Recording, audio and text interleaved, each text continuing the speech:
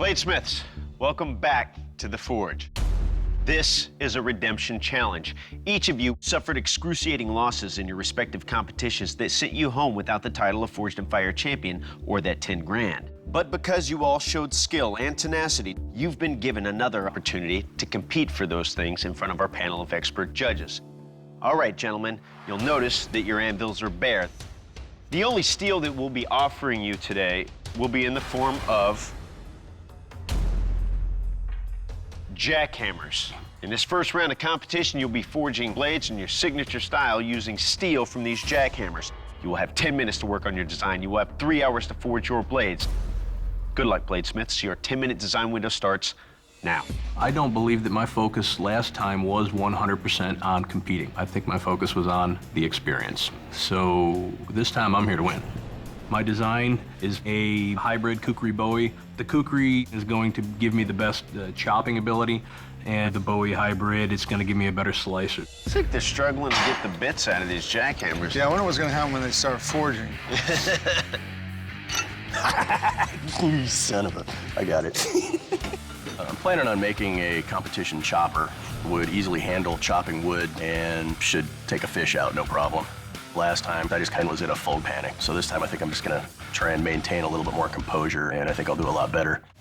I think I was invited back to compete because I'm beautiful. Coming back for a redemption, it's 3 different guys. Brand new, different challenge. Anything's possible.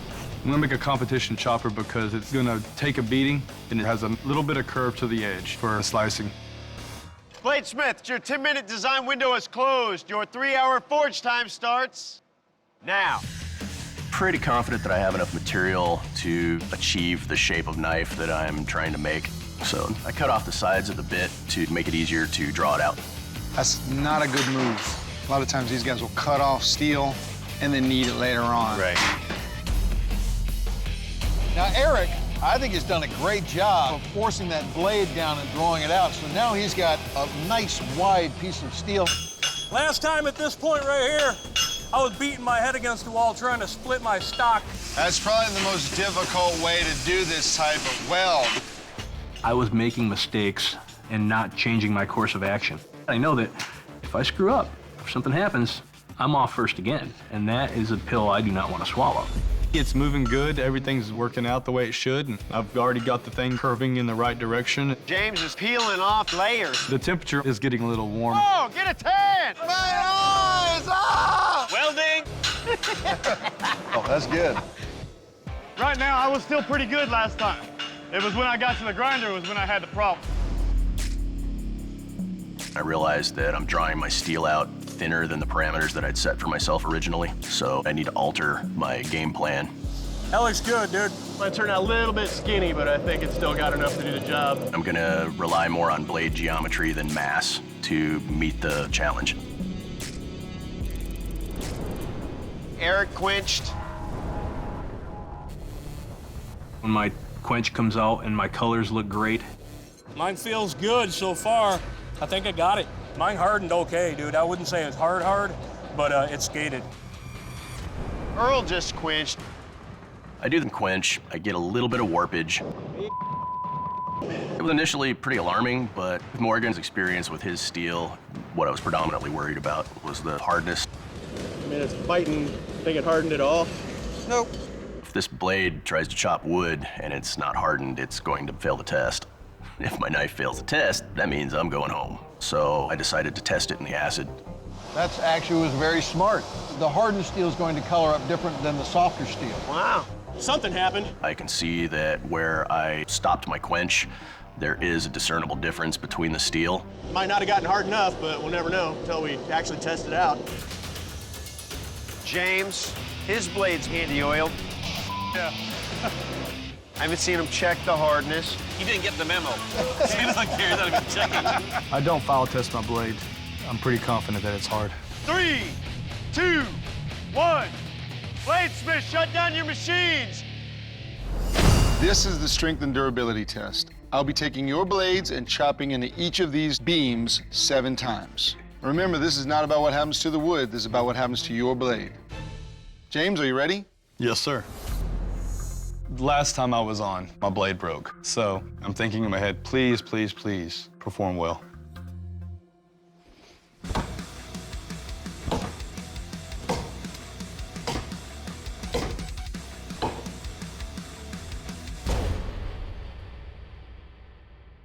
Not bad at all.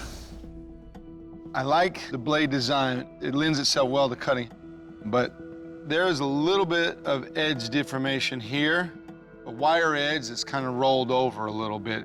Oh, man. At this point, there's a chance that I could be going home. Eric, are you ready? Let's do it.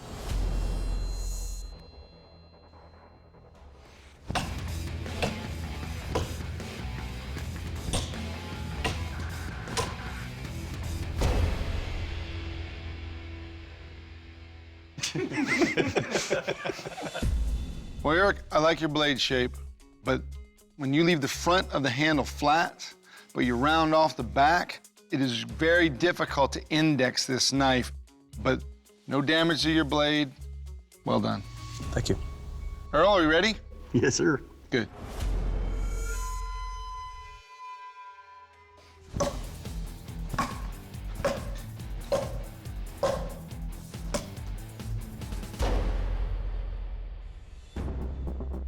Earl, I like the shape of your knife, and your handle feels very comfortable.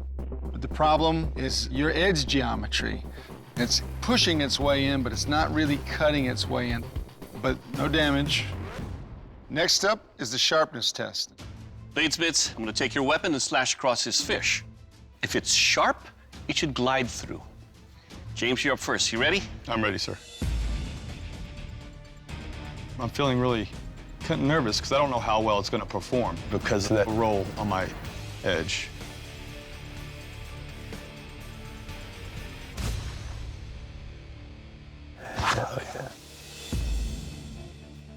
When I grabbed onto your handle here, it fit nicely. But when I start moving it this way, I start to feel the edges right here. But it's definitely sharp enough to cut through the fish. Your blade will cut.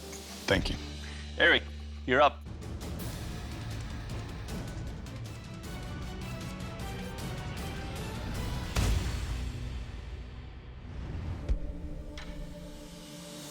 One thing I love about it is the balance. There was no drag.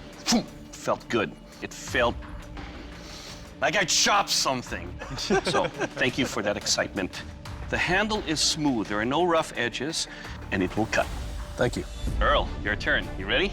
I'm nervous right now. I've made a solid knife, but I think it could be sharper.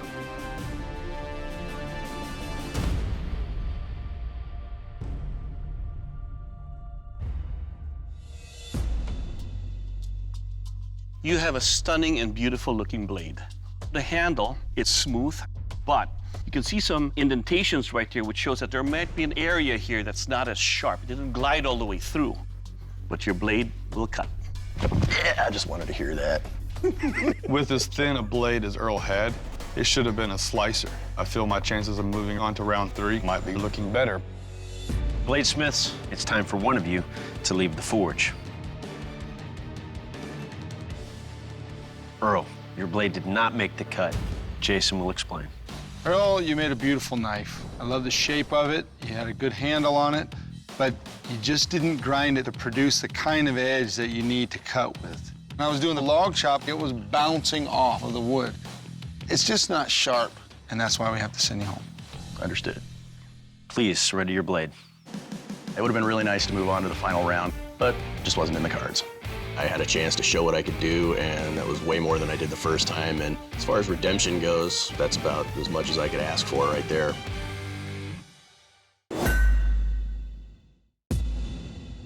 Bladesmiths, welcome to the Forge. So let's cut to the chase. In this competition, we want you guys to put together a signature chopper. But when you're building your choppers, we want them to fall within the following parameters. Your blades need to measure between 13 and 15 inches. But we got a bit of a problem. You see, the only high carbon steel we have available is this. Just a sliver of 1095. But we totally understand it is impossible for you to put together a chopper of the dimensions we're asking for using only this high carbon. We want you guys to source the rest of your materials from this.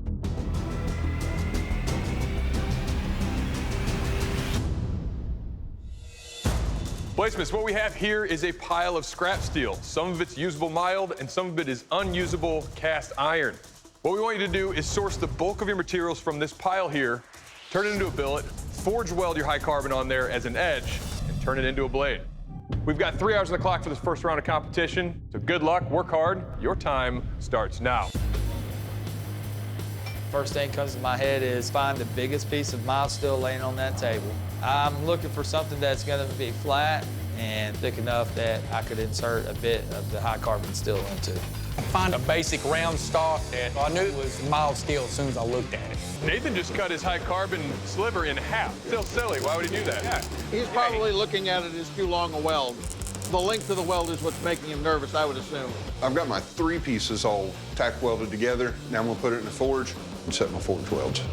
See this square tube. If I can use an angle grinder and cut off one section, that'll be enough that I can draw out a blade to parameters. My biggest concern is not getting the forge weld all the way down the high carbon bit. A lot could go wrong with splitting apart. That's a nice forge weld temperature. It's looking good. I'm trying to tap it in as gently as I can. I see it is just shearing off to the sides. I've got my weld set, so I'm gonna basically draw it out into a bar until I'm ready to forge the point. It's gonna be heavy, so I'm gonna forge it heavy because it's easier to remove the material than it is to put it back. I'm not real happy with the shape of my blade, but if I can get this thing quenched and hardened, I can work on the shape. Adam just quenched. Come straight out of the oil, and I head straight to the grinder because I wanted to see how much high carbon steel I had down toward the edge. I got my wet. The forge welds look nice. I'm getting ready to quench. All right, Jason quenched. As soon as I pull it out, I see it's already starting to warp. I'm having a bit of trouble getting this forge weld to set. Okay. She looks like she's getting pretty frustrated. So I'm going to have to beat it into submission until I've mushed those 2 pieces together. The heart of this blade is 1 piece. I'm feeling good right now. All right, Bladesmiths, coming down to the wire. You have 30 minutes left. 3-0. It's time to get ready and quench. I don't know what the stresses will do with the 2 different kinds of metal. It could pop my edge right off. There we go. All right, Nathan quenched. Take it out. Once I get through the smoke, it looks pretty straight. With the time I have, I'm gonna grind on my blade. It's heavy. It needs to be lightened a lot. I'm not real super happy about the shape. I wish I had a little bit more time to make it prettier, but it's time to acid etch. I'm wanting to look for the little brown circles. That definitely indicates that you've had a failed forge weld. I'm not seeing any rust spots coming out from the forge weld, so I'm really happy at this time. Now we have a knife. It weighs a ton because I haven't removed enough material, but the knife looks right now. Stephanie just quenched. It's mostly straight, but I'm just gonna bring it straight to the grinder and profile my blade. There's not a whole lot of time left on the clock, but I'm hopeful and I'm happy. As I'm working on the grinder, I've seen the seam where the mild steel was pulled back a little bit from the high carbon. See the high carbon? I'm thinking I should go over there and MIG weld it to make sure there's no D-lands. I look up at the clock. I don't have enough time to address it, but that could cost me. 5, 4, 3, 2, 1. Bladesmiths, turn off your tools, put down your blade. This round is over. All right, Bladesmiths, in the first 3 hours of this competition, all 4 of you were successfully able to take that high carbon steel and forge weld it onto your mild steel blades. You all have blades that meet our parameters, but the time has come for the judges to decide which 3 of you are gonna be joining us in the second round of this competition. Stephanie, you're up first. You ready? Yes, sir. Please present your work. All right, Stephanie, you had a problem trying to put your hardenable steel on the edge, but you found a solution. Good on you. But you still have delamination. If you move forward, you should address that so that in our test it doesn't open up anymore. Good job. All right, Nathan, you're up next. You ready? Yes, sir. Please present your work. All right, Nathan, the shape of your blade is really good, just a very classic chopping camp knife. The big issue I have with this knife is the weight. This is a very heavy blade still. A lot of this weight needs to come off of here. And combined with a big, heavy knife like this, this handle is on the smaller side. In general, it's a good-looking piece of steel. The welds are solid. Nice job. Thank you. All right, Jason, you're up next. Please present your work. Right off the bat, great shape, like, big hog splitter knife. The biggest thing I take issue with is there are a couple places where you've got sort of that deer lamb ridge line. I mean, down here, I can get a fingernail in there. But as a chopper, it's a great shape. Good job. Thank you. All right, Adam, you're up next. Please present your work. All right, Adam, you've got an interesting shape going on here.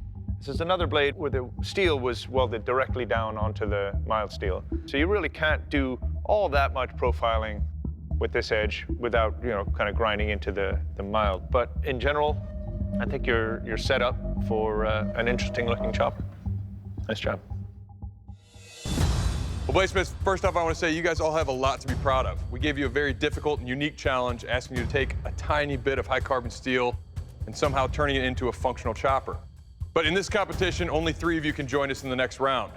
The bladesmith who's going to be leaving the forge is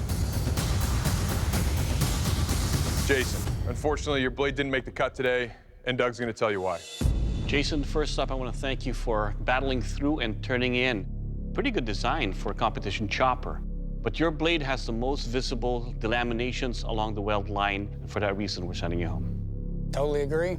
Thank you.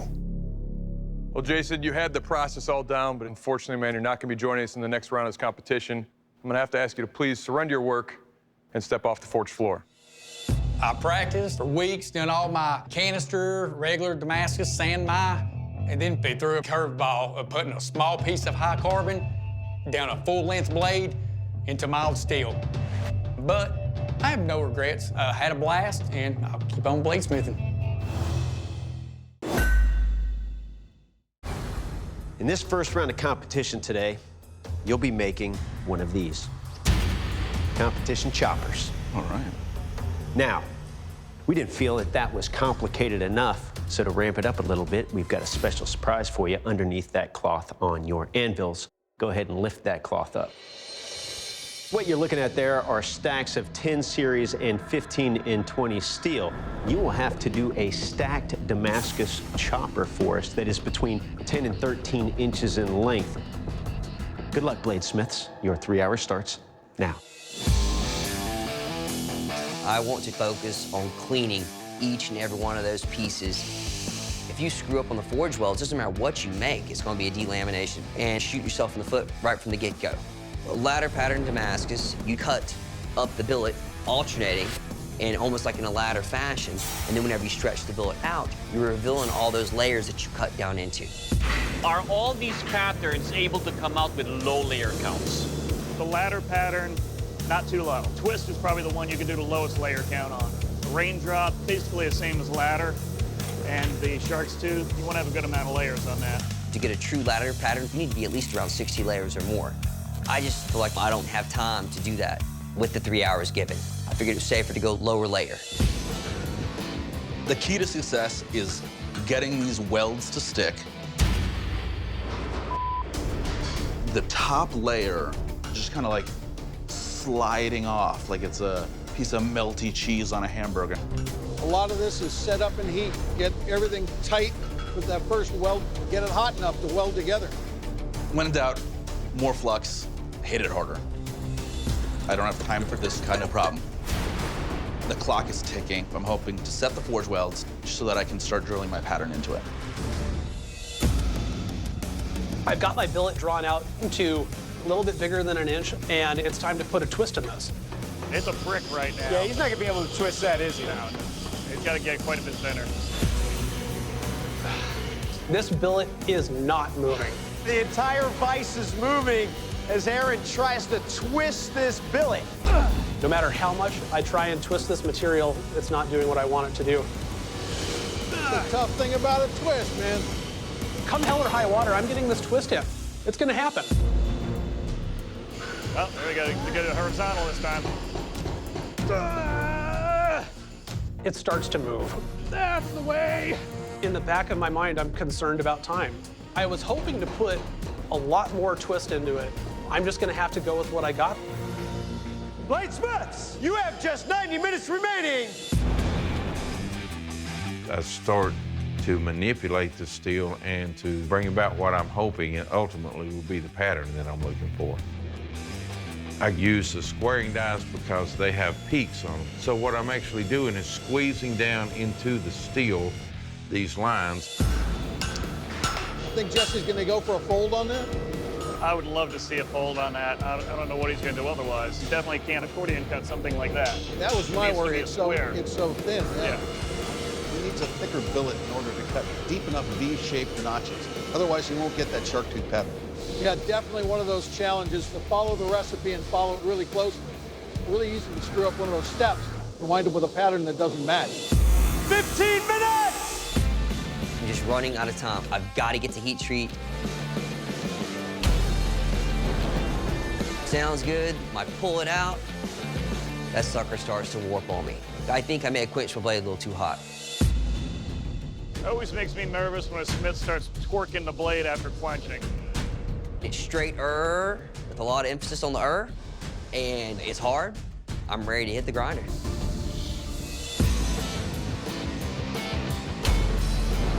Mark just quenched his blade. I hit hard steel. Thank goodness. One quench. I'm on track to get done on time. I know that I've got just a little bit of time left and start praying that my pattern is going to be good. The pattern is just not what I had in mind. I'm not sure if that's a shark tooth pattern. The other three patterns that the smiths are doing are pretty easy to identify. This one's gonna take a close look at. I really can't come back and cut or press anymore, so I'm gonna run with it. 5, 4, 3, 2, 1. Bladesmiths, stop what you're doing, shut down your machines, drop your tools. This first round of competition is over. Woo! Bladesmiths, that was a hell of a first round. Now it's time for the judges to take a closer look at your work. Aaron, you're up first. Please present your blade to the judges. This is heavy. If you move forward, a lot of this needs to go away to make this a functional weapon. I can see the pattern here, and the twist sort of runs through it this way. What often happens if you don't twist them tight is as you stretch them out, that twist sort of goes away. But it is there. Your profile is fantastic. That's a great chopper. Thank you. Wayne, please present your steel to the judges. You still got a bit of a warp in there. There's definitely ways of correcting it. You do have a ladder pattern in here. It's not exactly a ladder I'd be willing to try and climb. The rungs are kind of far apart, but it is in there. Good job. Thank you. Mark, please present your blade to the judges. You got the pattern, I see it there. As you refine this blade, I would be very careful if you move forward, not to get rid of all of that. You know, already this has got a pretty nice weight to it, but to me, that's like a steak knife handle on a butcher knife. There's not a lot there, but you definitely got a knife and it looks pretty solid. Good job. All right, Jesse, please present your blade to the judges. All right, Jesse, you can forge out there. Good job. But my concern is it looks nothing like what the sample was. I see these wiggly lines in here, but not that specific for shark's teeth pattern. We saw earlier that your billet was too thin, and you didn't cut those deep V-shaped notches that really define and bring out this pattern. Wayne, Mark, congratulations. You guys are safe. You're moving into this next round of competition. Aaron, Jesse, this decision came down to your blades. Jay? Yeah, Aaron, you gave us a twist blade. It's a lazy twist, but it is there. My big concern is the weight of that blade. It's got a great profile, but there's a ton of steel there, and that's a serious issue for me. On the other hand, Jesse, that pattern you're going to put in that blade, we're just not seeing it. It's not the same as the example or close to it, so that's why we're going to let you go. Jesse, I have to ask you to please surrender your weapon. It was a pattern challenge, and unfortunately, my pattern didn't step up. The first thing I'm gonna do is kiss my lovely new bride, and then I'm going back to work. I made an awesome blade, I know I did. It was a great experience. So, yeah, I'm gonna leave here smiling.